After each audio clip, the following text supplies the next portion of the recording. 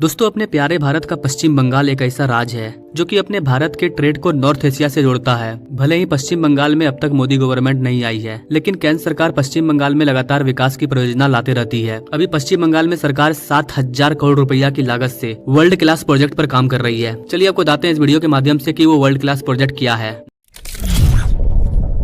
दोस्तों, अगर हम पिछले 10 साल का डाटा देखें तो पिछले 10 साल में पश्चिम बंगाल में रेलवे में, सड़कों में, वाटर शिपमेंट में, मेट्रो में, पेट्रोलियम सेक्टर में, इसके अलावा और भी कई वर्ल्ड क्लास इंफ्रास्ट्रक्चर पर ध्यान दिया गया है। अभी रिसेंटली प्राइम मिनिस्टर मोदी ने पश्चिम बंगाल को 7,000 करोड़ रुपया का प्रोजेक्ट उपहार में दिया है। प्राइम मिनिस्टर के द्वारा कोलकाता में 2 नए पेट्रोलियम सेक्टर का उद्घाटन किया गया है, जिसमें कि पश्चिम बंगाल के खड़गपुर में एक बॉटलिंग प्लांट बैठाया जा रहा है, जिसके लिए 40 एकड़ जमीन को सिलेक्ट किया गया है और इस प्लांट की लागत 207 करोड़ रुपया है, जिससे कि लोगों को आसानी से एलपीजी मिल सके। इसके बाद दूसरा है Haldia Barauni crude oil pipeline plant, जिसके तहत 518 किलोमीटर तक पाइपलाइन को बिछाया जाएगा और इस प्रोजेक्ट की लागत 2,800 करोड़ रुपया है। इस पाइप के जरिए गुवाहाटी के आसपास के सभी इलाकों में पाइप के जरिए एलपीजी गैस को प्रोवाइड किया जाएगा। इसके अलावा पश्चिम बंगाल में नमामि गंगे जैसे प्रोजेक्ट पर भी काम किया जा रहा है। इसके तहत कोलकाता का हावड़ा, बाली, कमरहाटी और बारानगर में इंटरसेप्टन और डाइवर्जन INT एवं सीवेज ट्रीटमेंट प्लांट को बैठाया जा रहा है। इस प्लांट की कुल लागत 600 करोड़ रुपया है। इस प्लांट के जरिए हुगली नदी और गंगा नदी के पोल्यूशन को रोका जाएगा। इसके अलावा हल्दिया में जो हल्दिया डॉक कॉम्प्लेक्स की ऑयल जेटीस है, वहाँ पर फायर फाइटिंग सिस्टम को लगाया जा रहा है, जिसकी लागत 110 करोड़ रुपया है। इसके अलावा यहीं पर 50 करोड़ रुपया की लागत से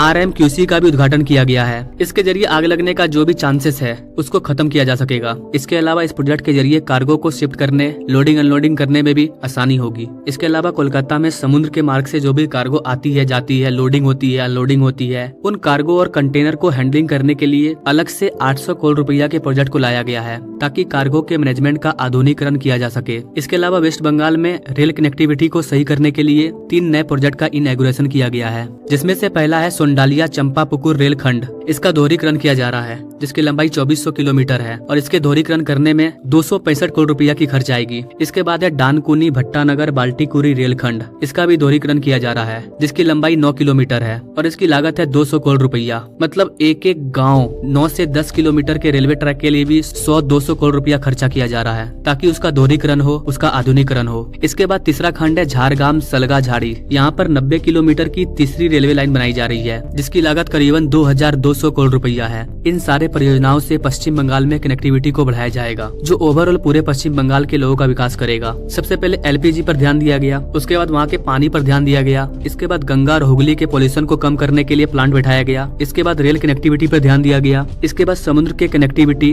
कार्गो के शिपमेंट पर भी ध्यान दिया गया। तो इस तरह से भारत सरकार पश्चिम बंगाल का विकास कर रही है। बाकी सरकार के द्वारा दिया गया लाभ डायरेक्ट पब्लिक तक पहुँच रहा है या नहीं पहुँच रहा है, इसका कहना मुश्किल है, क्योंकि वहाँ पर प्राइम मिनिस्टर मोदी की खुद की सरकार नहीं है, वहाँ पर ममता बनर्जी की सरकार है। फिर भी सरकार वहाँ पर ध्यान दे रही है। अभी कल ही वहाँ पर भारत का पहला अंडर वाटर रेलवे टनल को चालू किया गया है। उसकी भी पूरी डिटेल अपडेट मैं ला दूंगा जल्द ही। वैसे गाइस, आप कौन से राज्य से हमारे वीडियो को देख रहे हैं, कमेंट करें, ताकि हम आपके राज्य से जुड़े हुए प्रोजेक्ट के बारे में आपको बता सके कि प्राइम मिनिस्टर मोदी के द्वारा आपके राज्य में कौन से बड़े प्रोजेक्ट पर काम किया जा रहा है। Now thank you for watching. मिलते हैं अगले वीडियो में एक नई जानकारी के साथ। तब तक के लिए जय हिंद।